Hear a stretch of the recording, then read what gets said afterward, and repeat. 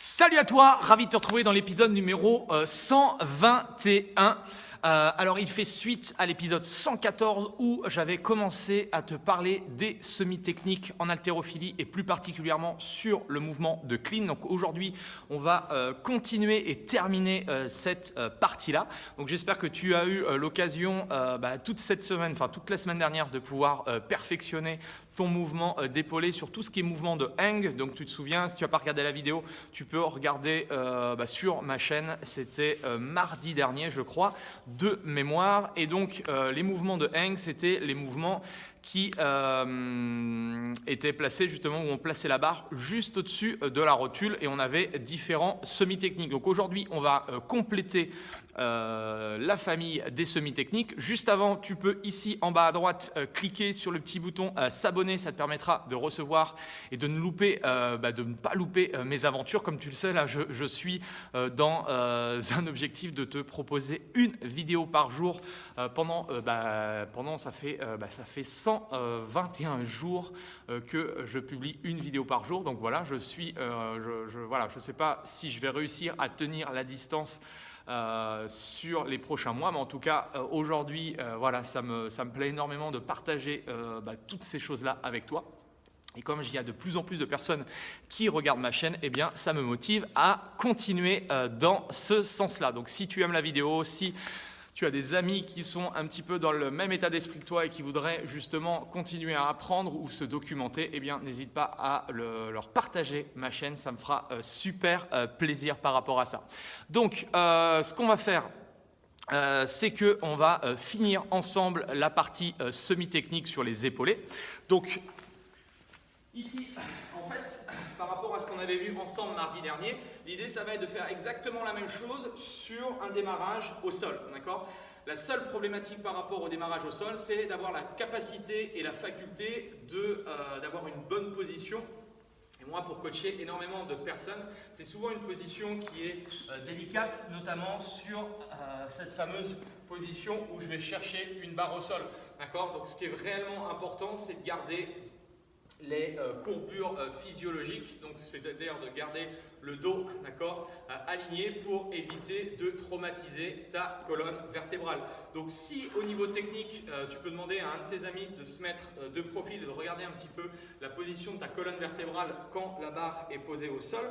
Alors tu vois, généralement on met des disques, d'accord, pour surélever la barre. Si tu veux, au niveau de la barre, on est à peu près mi-tibia, légèrement en dessous, mais ça permet, le fait de surélever forcément la barre, eh bien ça permet de mieux positionner sa hanche et son dos. Donc s'il y a un problème par rapport à ça, eh bien à toi de juger ta capacité à garder ta posture. Ensuite, si on arrive à gérer ça, d'accord, on va faire exactement le même procédé. Donc exercice numéro 1, on va faire des deadlift, donc c'est-à-dire qu'on va de nouveau placer les mains un petit peu plus larges, d'accord, que les cuisses. Tu te mets en position hook grip. Je rappelle le hook grip, on verra ça dans une autre vidéo, je te montrerai un petit peu plus précisément. Donc tu mets le pouce, d'accord, sur la barre et avec l'index et le majeur, tu vas chercher, d'accord, à attraper ton pouce. Et donc là, l'idée, on va s'amuser à faire quelques petits deadlifts ensemble. Donc on va glisser la barre le long des cuisses, le long de la rotule et le long des tibias et on va chercher à échauffer la chaîne postérieure et à préparer son corps à l'effort, d'accord? Donc ça, c'est le premier exercice. Bien. Ensuite, une fois qu'on a maîtrisé ça, on va faire ce qu'on appelle des muscle clean. Tu te souviens? L'idée, c'est de chercher justement en une seule fois, justement en utilisant que les hanches, à placer la barre sur les clavicules. Donc, phase numéro 1, on va amener la barre au-dessus et on va chercher à amener la barre sur les clavicules. D'accord? Je monte ici et je contrôle la descente. Tu vois qu'au niveau du mouvement, c'est relativement difficile parce que on n'a pas moyen d'utiliser justement beaucoup de muscles. Donc forcément, il y a un moment, c'est relativement difficile d'amener la barre en position rack, d'amener la barre sur les clavicules. Donc ça, on appelle ça un muscle clean. Ensuite, on va passer à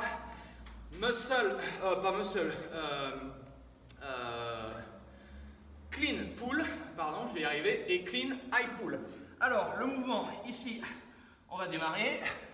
Donc, hop, on va chercher à lever, d'accord, les épaules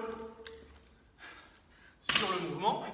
Donc on fait ce mouvement de soulevé de terre et on finit avec un mouvement où on va lever, d'accord, les trapèzes, d'accord. Tu lèves les épaules et là tu dois sentir l'engagement au niveau des trapèzes. Donc ça c'est le high, non c'est pas le high, c'est le clean pull, je vais y arriver. Ensuite sur le high clean pull, l'idée ça va être de rajouter justement le mouvement des coudes. Donc au niveau du mouvement ici, donc trapèze et ensuite les coudes. Trapèze et on finit avec les coudes. Donc très très fort, on tire très très haut et ça monte. Ok? Bien. Une fois qu'on a fait deadlift, une fois qu'on a fait les muscle clean, une fois qu'on a fait pull et high pull, d'accord, on va s'amuser à faire des power clean, c'est-à-dire qu'on va démarrer du bas et on va associer tout ce qu'on a vu depuis le début, d'accord, et normalement ça devrait monter beaucoup plus rapidement.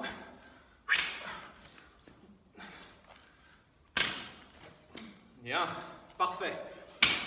Et on vient finir avec un dernier exercice, c'est ce qu'on appelle le squat clean, d'accord. Donc là, l'idée ça va être la même chose, de chuter et de passer sous la barre en position front squat.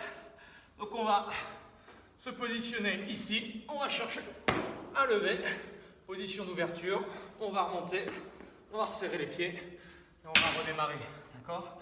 Je remonte une dernière fois, la vitesse, on ouvre, on resserre, et on ramène. Voilà. Donc, hop là. Donc j'espère que au niveau technique, tu as pu voir un petit peu ce que j'attendais de toi par rapport aux différents semi-techniques. Je te rappelle que tu peux regarder, c'était l'épisode 114, il me semble, de tête. Donc tu peux regarder sur la première partie, compléter avec ce qu'on a vu aujourd'hui, d'accord, sur le démarrage au sol. Si tu as la capacité d'avoir une bonne posture, eh bien, tu réalises les différents exercices qu'on a vus aujourd'hui.